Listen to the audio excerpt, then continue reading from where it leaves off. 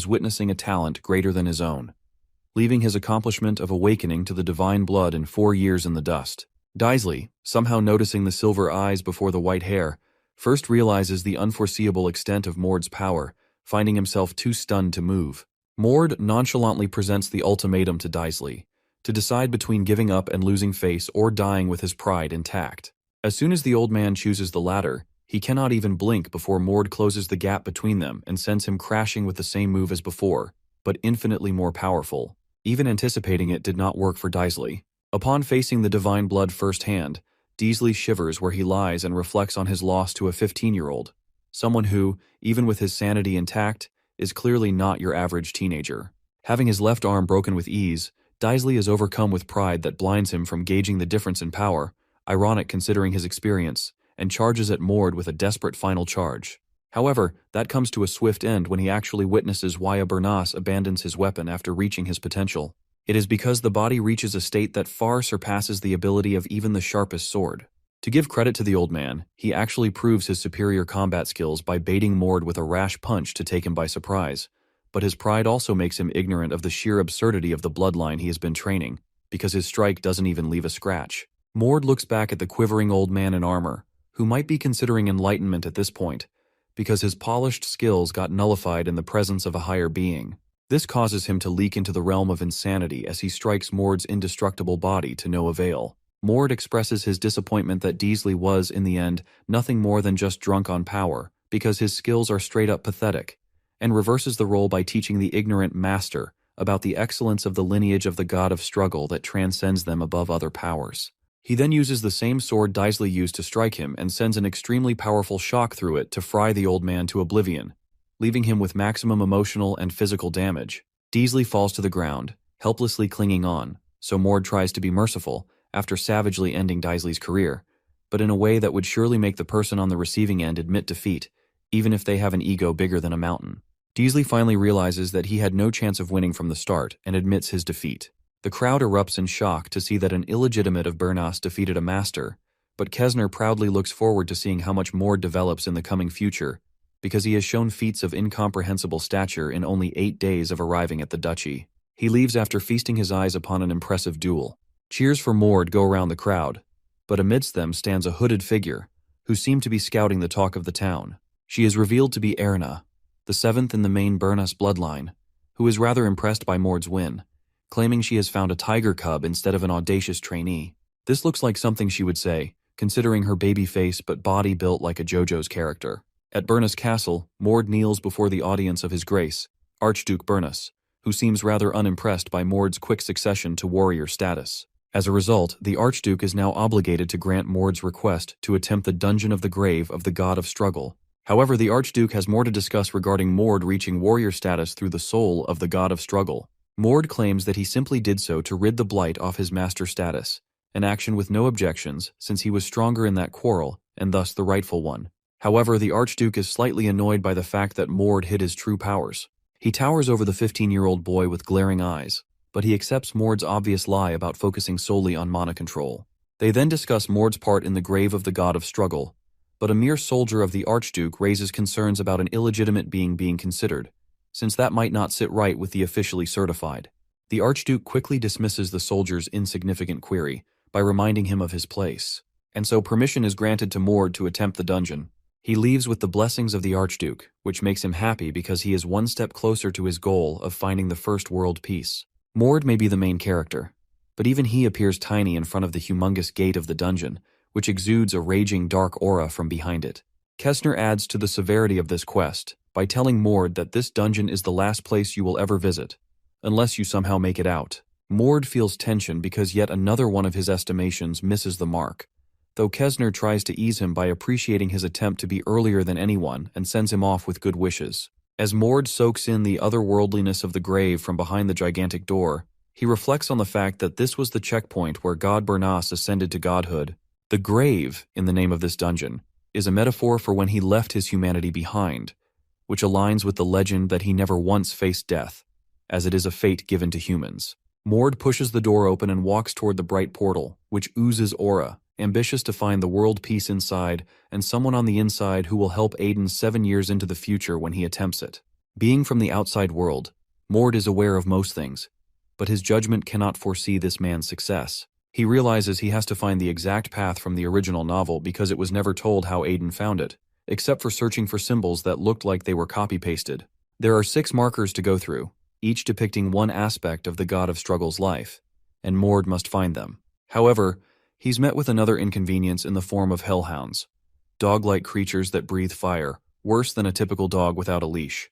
There are 2 of them, who leap at Mord like he's raw meat waiting to be cooked and devoured.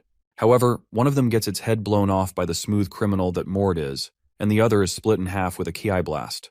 He comes across a marker, realizing that the God of Struggle is a sadist who loved to shove his achievements in people's faces. The marker depicts Etten, a giant 2-headed goblin, whom the god defeated as a boy. However, the actual marker is of the god himself during the time he defeated Etten, but it's hidden so far above that it would definitely be hard to find. Mord leaps to the top with ease, using mana, and lands like Spider-Man. Not only does he find the marker, but he also realizes why the god's descendants are built like they are from Baki. Because Bernas, the god, was more jacked than a modern-day bodybuilder on steroids when he was just 10 years old. Mord then switches to his divine blood-released form, scratches his forearm deeply to draw out his blood, and drips it on top of the marker. This is a secret technique that would otherwise be literally impossible to figure out. But even the God of Struggle wasn't aware enough to think in the 4th dimension. Thus, foreseeing Mord's entrance into this world was not possible. Mord leaps back to the ground and makes haste to find the next marker so that he can get his hands on the world piece. But as he walks away, the statue suddenly starts to crack, giving a bombastic side-eye to the unaware Mord. Exceptionally large snakes, more hellhounds, skeletons from hell, undead knights, and many more mobs spawned in Mord's way to the next marker, as if it were nighttime in Minecraft. He managed to swat away a lot of them, but there seemed to be no end to them on this straight path, making them unavoidable. This made sense to Mord because the grave belonged to the God of Struggle, who had no other personality than to just smash like he was the Hulk. Even if one tried to climb over the walls, the god ensured that some evil eagles, called monster raptors, would attack. But since he had already found 5 markers of the God of Struggle, Mord continued on, defeating these mobs as he was getting closer to the 6th marker. However, his mana growth and mana consumption were directly proportional, further exhausting his mana because of the ritual to drop blood on a marker using his divine blood-released form. Finally, he came across the 6th marker, a statue of a huge dragon that looked down on Mord, who appeared no bigger than a speck of dust.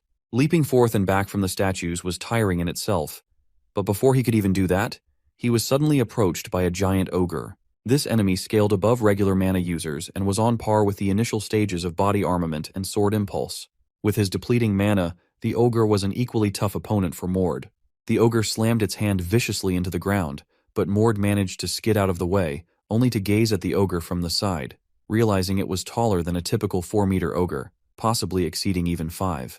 The ogre continued its rapid smashes, giving Mord an actual challenge for the first time in this dungeon, forcing him to use his mana effectively throughout the fight. He managed to push back the ogre a little with a combination of punches, but the monster found its footing and gripped Mord in its hand, tossing him like a baseball into the wall.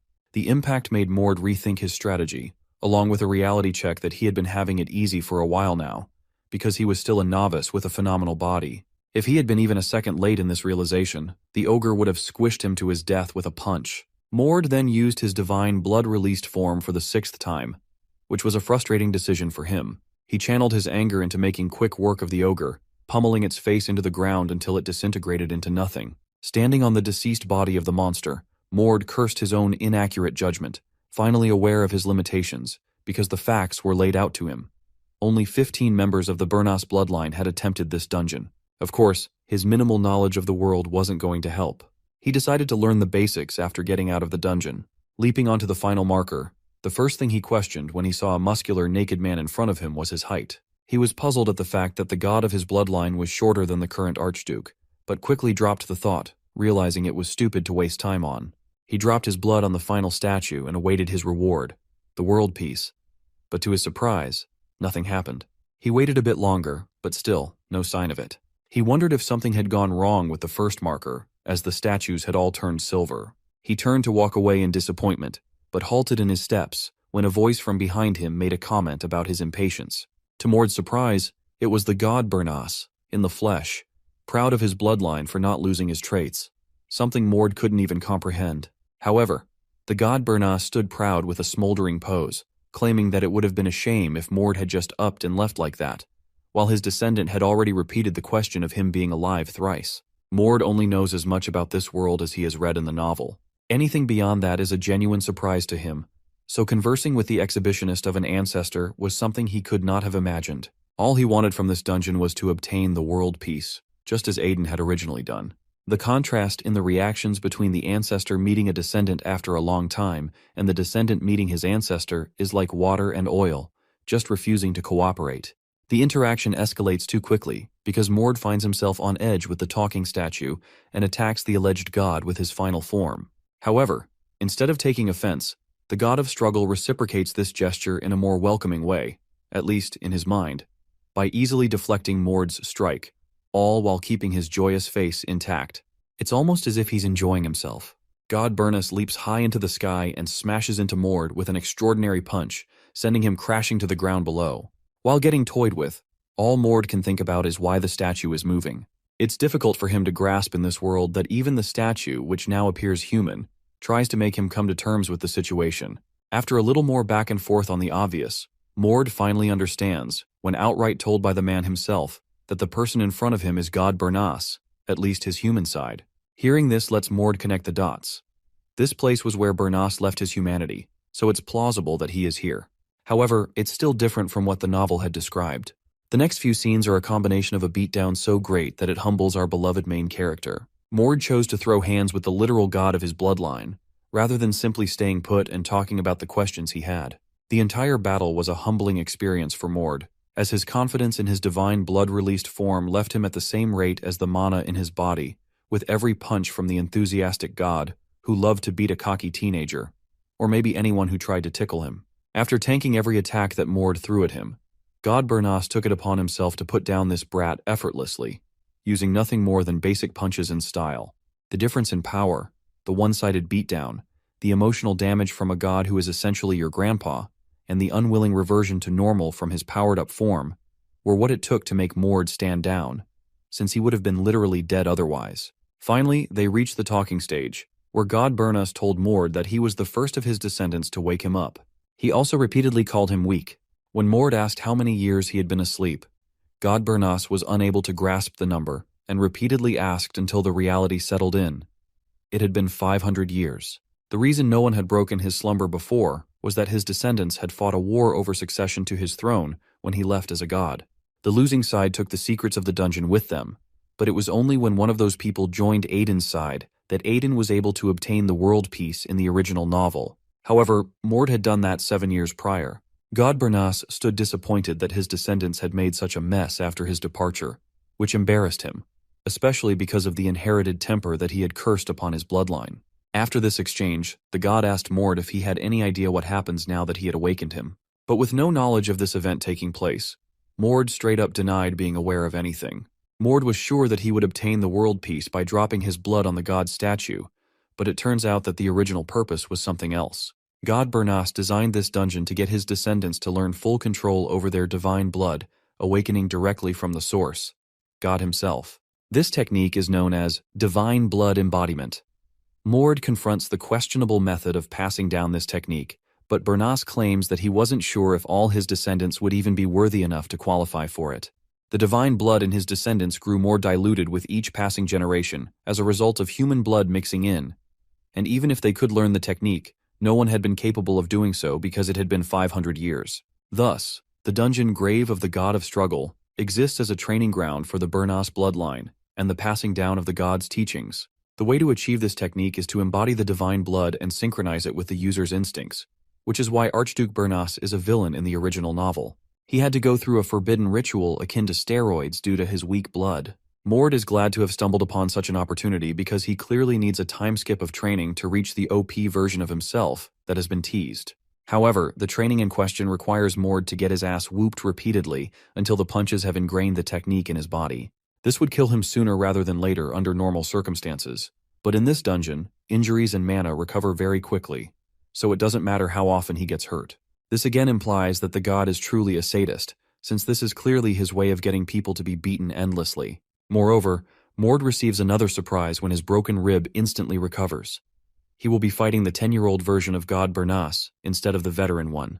This gives Mord a bit of confidence because he thinks that he can take him on due to having a slightly muscular body, though I really mean slightly, because that 10-year-old is more jacked than you will ever be. Mord takes a lot of precautions before fighting the kid, like analyzing how the kid is in his pre-awakened state. He lacks the majestic silver hair of a Norse god, but the cockiness and enthusiasm to beat the crap out of an opponent are not lacking.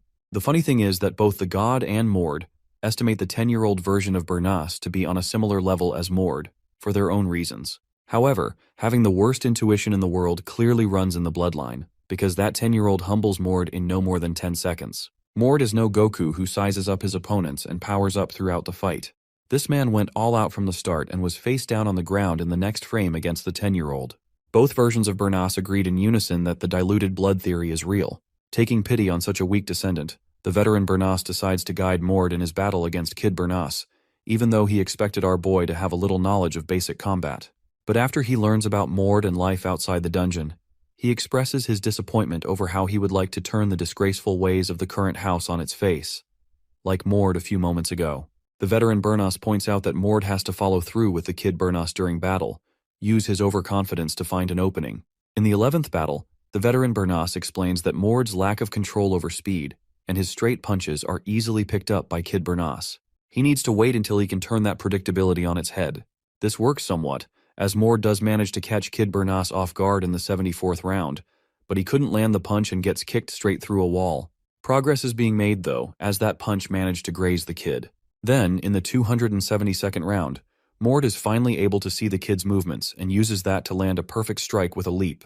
However, Mord and the veteran Bernas are unable to cherish the moment for even a second, because the Kid Bernas immediately gets back up, charging what seems to be like the Rasengan from Naruto. He decides that Mord needs to face his wrath because he seems to be adapting to his way of fighting. What drove Kid Bernas to release his power was not that he got hit. It was the fact that he bled after the first strike. Mord is unable to withstand the force of Kid Bernas's impulse ball and desperately turns to the veteran Bernas for guidance, who surprisingly decides to just observe for the moment. Kid Bernas picks up on Mord's focus shifting, so he uses that opening to land a fatal hit on him, sending him crashing into a nearby wall that causes blood to gush out of him. The kid's vicious assault continues as he pounds Mord's guts, then tosses him into the air, only to bury him in the ground with a powerful kick. Reverting back to normal, Mord lays on the ground without an inkling of strength in his body. To add to the misery, the kid drops the dragon statue's head on Mord, which he manages to smash through with the last of his strength, but his legs get buried under the rubble. Finding himself in an even worse predicament, Mord steels himself to brace for the impact of a skydiving Kid Bernas, who shows no intention of slowing down. However, to reach the recovery time of 8 seconds, he flicks a small pebble from the rubble at the kid's eye, buying just enough time to escape by using his recovered divine blood released form. Mord realizes the golden opportunity for a counter and is quick to capitalize on it, but even the surprise attack is not enough to even shake the kid, as he too releases his divine blood form out of sheer anger toward Mord's scheme of injuring his eye. Before he can obliterate Mord yet again, the veteran Bernas intervenes just in time, stopping the Kid Bernas from going too far and pushing Mord away from danger. The confrontation between the two versions of Bernas, regardless of the generation, is overwhelming, but the veteran's aura is intimidating enough to calm the raging Kid Bernas, who wants payback for the punches he received from Mord. The situation de-escalates as the battle reaches its climax, but before anyone can relax, the connection between reality and the dream starts to dissipate. The veteran Bernas rewards Mord with the body of the God of Struggle, which will be awakened by the blessing of the God of Struggle, and a new revelation. The blood running through Mord's body is a mixture of Arita, the deity of the sky, which is common in the Bernas bloodline, but also the blood of Bernas's father, the great heavenly magistrate, the reason for Bernas's ascent to godhood. However, it's a mystery to even the God of Struggle as to why Mord contains it. The reward is transferred, leaving Mord questioning yet another development that was not in the original novel. After exchanging some heartfelt goodbyes with the two versions of Bernas, Mord learns that the God of Struggle left more remnants of himself in places other than the grave of the God of Struggle. He managed to receive this information only after he considered the kid's ego and gave him something to be happy about after getting punched by a weakling like Mord, who had finally gotten a reality check and was determined to improve. Mord wakes up from the rather unusual dream and finds himself in front of a world piece. The floating, glowing shard in front of him exudes an aura that proves it is part of the world's creation by the ancient gods. The power that grants the absorber unbelievable strength is evident, which is why Aiden was able to destroy even the world after absorbing all 7. It will definitely sting the main character to lose the race to world domination against a side character, but he would know it was for a good ending if he were a fourth-dimensional being like Mord himself. Somewhere, away from the dungeon, in a garden, Erna sits atop a tree branch formulating strategies to recruit Mord for some reason, since she got news that he has managed to return alive from the dungeon.